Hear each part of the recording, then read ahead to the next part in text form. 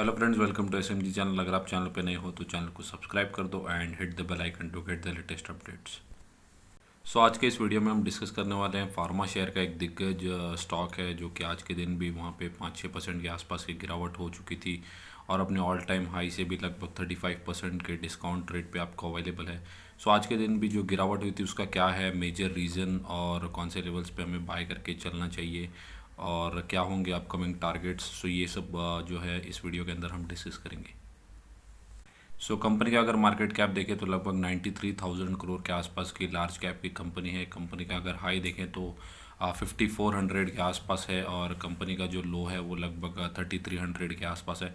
Company जो dividend है वो कम ही बांटती है, 0.86% के आसपास आप देख सकते हैं। स्टॉक का पी जो है वो भी 30 है, सो ये भी जस्टिफाइड है। और आर ओ सी और आर ओ ई अगर आप देखें तो 28 और 35% है, जो कि काफ़ी अच्छा है। सो कंपनी की अगर सेल्स देखें तो कंपनी ने लगभग 1900 करोड़, 2400 करोड़, 2500 करोड़ और जून के अगर क्वार्टर में देखें तो 2200 करोड़, जहाँ पे 300 करोड़ के आसपास का जो था नेगेटिव रेवेन्यू, आप कह सकते हैं कि प्रीवियस क्वार्टर से थोड़ा सा कम सेल्स इन्होंने करके दिखाया था। बट कोई भी कंपनी हर क्वार्टर के अंदर अच्छा परफॉर्म करके नहीं दिखा सकते। अगर आप पिछले 3 क्वार्टर्स में देखें तो हर क्वार्टर में जो है उनका प्रीवियस सेल्स को जो है उन्होंने बीट किया था। बट जून के क्वार्टर में उन्होंने 2200 करोड़ के आसपास, तो वहाँ पे जो था वो माइनर सा सेल्स के अंदर आपको डिक्लाइन देखने मिला होगा। सो कंपनी के अगर रेवेन्यू बढ़े हैं तो कंपनी के एक्सपेंसेस को भी आपको देखना चाहिए। सो यहाँ पे 1100 करोड़, 1300 करोड़, 1400 और यहाँ पे भी 1400 करोड़। सो आप देखोगे कि यहाँ पे 1414 थे और वहाँ पे यहाँ पे 1408। सो अगर मैं ये कहूँ तो एक्सपेंसेस जो भी हैं इनके एक्सपेंसेस भी इनलाइन है। कंपनी की अगर नेट प्रॉफिट की बात करें तो 895 करोड़ से लास्ट का जो क्वार्टर था तो वहाँ पे 702 करोड़ के आसपास की जो है प्रॉफिट ये कंपनी ने करके बताया था। सो आप देखेंगे पिछले कुछ क्वार्टर्स में जो है नेट प्रॉफिट कंपनी का डिक्लाइन हो रहा है और ग्लोबल कंडीशंस भी जिसकी वजह से ये कंपनी के ऊपर पे इफ़ेक्ट आ रहा है। सो अभी के लिए कंपनी काफ़ी अच्छी है, बट अगर आप देखें कंपनी का ईपीएस भी जो है वो 33.99 से 33.70 और फिर 26। सो अभी के लिए कंपनी के लिए काफ़ी ज़्यादा नेगेटिव न्यूज़ भी है जिसको भी मैं कवर करने वाला हूँ। बट अगर आप प्रीवियस क्वार्टर्स में भी देखेंगे तो कंपनी जो है वो प्रॉफिट जनरेट नहीं कर पा रही। बट कंपनी काफ़ी अच्छी है, बट कभी कभी ऐसा होता है जब कंपनी कुछ क्वार्टर्स के अंदर प्रॉफिट जनरेट या कम प्रॉफिट का जनरेट कर पाती है, बट उसका मतलब ये नहीं हो जाता कि कंपनी जो है वो ख़राब हो गई। सो अभी के लिए कंपनी स्ट्रगल कर रही है, बट यही राइट टाइम है हमें क्वांटिटीज़ ऐड करने का ऐसे क्वालिटी स्टॉक्स में अंदर। कंपनी के अगर मैं रिजर्व्स की बात करूं तो 6,900 करोड़ से 7,200 करोड़ और वहाँ से 9,000 करोड़ और यहाँ से 11,000 करोड़। सो अगर आप देखोगे रिज़र्व जो है वो कंटिन्यूस बेसिस पे बढ़ रहे हैं और सबसे अच्छी बात जो है कंपनी ने जो कर्ज़ा है वो कम्प्लीटली नील कर दिया है। 4 करोड़ का कर्ज़ा जो है वो मैं एकदम माइनर मानता हूँ। सो कंपनी ऑलमोस्ट जो है डेट फ्री है। सो सबसे बड़ा बेनिफिट शेयर होल्डर्स के लिए ये है कि अभी के लिए हो सकता है कंपनी परफॉर्म नहीं कर रही है, बट कंपनी के ऊपर जो है वो कोई भी कर्ज़ा नहीं है। सो मैं जिस कंपनी की बात कर रहा हूँ वहाँ पे आप देख सकते हो एक्टिव फार्मास्यूटिकल इंग्रेडिएंट्स जो है वो मैन्युफैक्चरिंग करने का काम करती है, जो कि एपीआईज हैं और न्यूट्रास्यूटिकल इंग्रेडिएंट्स जो कि आप बोल सकते हो कि जो सप्लीमेंट्स के अंदर यूज़ होते हैं वो इंग्रेडिएंट्स होते हैं जो ये कंपनी मैन्युफैक्चर करके। सो अब यहाँ पे जो मेजर रीज़न है वो ये है कि ये जो कंपनी है वो 95% सो कंपनी 95 कंट्रीज़ के अंदर जो है इनकी प्रेजेंस है, बट कंपनी जो है वो 90% के आसपास जो है पूरा जो इनका मैन्युफैक्चरिंग है इसको पूरा एक्सपोर्ट करने का काम ये कंपनी करती है। सो पिछले कुछ क्वार्टर्स में अगर आप देखें तो जब से यूरोप और अमेरिका के अंदर जो सिचुएशंस चल रहे हैं उसकी वजह से जो इनके एक्सपोर्ट्स हैं उसके ऊपर काफ़ी ज़्यादा इफेक्ट आया है। सो अनुमान ये था कि लगभग 8 से 10% के आसपास जो है एक्सपोर्ट के अंदर गिरावट आ सकती है ये क्वार्टर के अंदर, बट अभी एक्सपोर्ट्स का डेटा आया है। सो वहाँ पे अगर आप देखें तो 20% के आसपास की जो गिरावट है, सो जो अनुमान से है लगभग ऑलमोस्ट डबल हो चुका है। सो 10% का अनुमान था तो यहाँ पे 20% के आसपास की गिरावट जो है एक्सपोर्ट्स के अंदर आई है। सो इस वजह से आप देखोगे कंटिन्यूसली जो है इस कंपनी के अंदर प्रेशर चल रहा है और उस वजह से कंपनी भी परफॉर्म नहीं कर पा रही। बट मैं ये कहूँगा कि अभी के लिए टेम्पररी ये सिचुएशंस हैं यूरोप और अमेरिका के। सो जैसे जैसे सिचुएशंस ठीक होते जाएंगे तो आपको ये स्टॉक अच्छा खासा परफॉर्म करते हुए दिखेगा, बट अभी के लिए आपको एसआईपी के वे में ये स्टॉक्स के अंदर ऐड करते चलना चाहिए।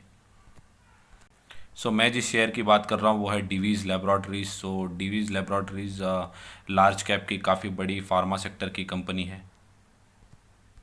यहाँ पे जो है फार्मा कंपनीज का डेटा है। सो अगर आप देखो तो डीवीज़ लैब का जो मार्केट कैप है वो लगभग 93,000 करोड़ के आसपास है, और उसके बाद जो है ग्लैंड फार्मा का मार्केट कैप है जो कि सिर्फ 34 करोड़ के आसपास है। सो डीवीज़ लैब के मार्केट कैप के आसपास भी कोई कंपनी नहीं है। सो ये सेम सेक्टर में अगर आप देखें एपीआई मैन्युफैक्चरिंग के सेक्टर में आप देखें तो ग्रैन्यूल्स इंडिया को भी मैं काफ़ी बार मेरे चैनल के ऊपर कवर करता हूँ। सो ये भी काफ़ी ज़्यादा अच्छी कंपनी है, बट इनका जो मार्केट कैप है वो काफ़ी कम है। सो अगर आपको हाई रिस्क हाई रिवॉर्ड अगर चाहिए तो आप ग्रैन्यूल्स इंडिया के अंदर ग्रेजुअली या एसआईपी के वे में इन्वेस्ट करके चल सकते हैं, और वहीं अगर आपको सेफ बेट खेलना है तो आप डीवीज़ लैब के अंदर भी इन्वेस्ट करके चल सकते हैं। सो ये इतना बड़ा मल्टी बैगर स्टॉक है कि ये मिंट की एक रिपोर्ट आई थी जहाँ पे उन्होंने बताया था कि 9 रुपये से लगभग 3700 के आसपास जो है ये फार्मा स्टॉक गया था। तो इन्होंने 1 लाख को लगभग 4.13 CR 19 साल के अंदर बना के दिए हैं अपने शेयर होल्डर्स को। सो ये काफ़ी बड़ा एग्जिस्टिंग मल्टी बैगर है, और इन फ्यूचर भी जो है इनके जो बिज़नेस है वो काफ़ी ज़्यादा स्ट्रांग है, बट अभी एक्सटर्नल सिचुएशंस की वजह से कंपनी काफ़ी ज़्यादा स्ट्रगल कर रही है। जो सिचुएशंस अपकमिंग क्वार्टर्स के अंदर ठीक हो सकते हैं, हो सकता है कि 2-3 क्वार्टर ये कंपनी ना चले या नेगेटिव रिटर्न जनरेट करके दे। सो वो टाइम फ्रेम में आप क्या कर सकते हैं कि स्टॉक को एसआईपी के वे में हर लेवल के ऊपर बाय करके चल सकते हैं। सो यहाँ पे आप देख सकते हो कि 1 लाख को सिर्फ 1 लाख को 4.13 CR बनाया है 20 साल के अंदर, 19 साल के अंदर कंपनी ने। सो ये काफ़ी बड़ा प्रूवन मल्टी बैगर स्टॉक है। सो आज के दिन की अगर बात करें तो मार्केट के अंदर काफ़ी ज़्यादा प्रेशर था, और जैसे ही मार्केट जो सेकंड सेशन था वहाँ पे कुछ ज़्यादा ही प्रेशर जो था निफ्टी के अंदर आया, और वहाँ पे अगर आप देखें तो फार्मा हो, ऑटो सेक्टर हो, मेटल्स हो, आईटी हो, सब ने जो है आज के दिन अंडर परफॉर्म किया है। सो अगर आप देखें तो 3500 के आसपास जो है स्टॉक आके रुक गया। सो लगभग 5% के आसपास की गिरावट इस स्टॉक के अंदर हो चुकी है। सो अगर मैं आपको 1 साल का चार्ट बताऊं तो 1 साल के अंदर अपने ऑल टाइम हाई से कंपनी देखे तो लगभग 35% के आसपास के डिस्काउंट पे आपको भी अभी भी अवेलेबल है। सो मैं ये नहीं कहता कि 3500 से गिरेगा नहीं, और अभी यहीं पे आप बाय करोगे तो जो स्टॉक है वो चलने लगेगा। सो यहाँ से भी गिरावट हो सकती है, but risk to reward ratio काफ़ी ज़्यादा अच्छा है। सो आप ये भी कर सकते हैं कि Q2 के नंबर्स आ जाने के बाद आप ये स्टॉक के अंदर इन्वेस्ट कर सकते हैं, या एसआईपी के वे में आप हर हफ्ते या हर महीने के अंदर एक एक दो दो क्वांटिटी करके ऐड कर सकते हैं, ताकि अपकमिंग जो भी क्वार्टर्स हैं जहाँ पे सिचुएशन वर्स रहेंगी सो वहाँ पे आपको बेनिफिट होगा, और आप ये स्टॉक के अंदर काफ़ी ज़्यादा क्वांटिटी जो है उसको अक्यूमुलेट कर सकते हैं।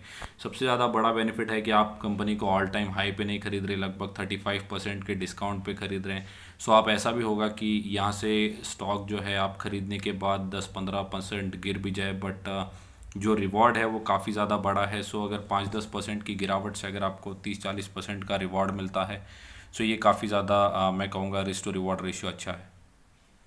सो मुझे ऐसा लगता है कि ये वीक में हो सकता है कि मार्केट के अंदर प्रेशर जो है वो कंटिन्यूस रहे, और अगर ये स्टॉक आपको 3350 के आसपास अगर मिलता है या 3300 के आसपास मिलता है तो आप एक एक दो दो क्वांटिटी करके ऐड करके चल सकते हैं स्टॉक के अंदर। सो मैं ये भी दिखाऊंगा कि स्टॉक के जो अपकमिंग टारगेट्स हैं वो क्या हैं।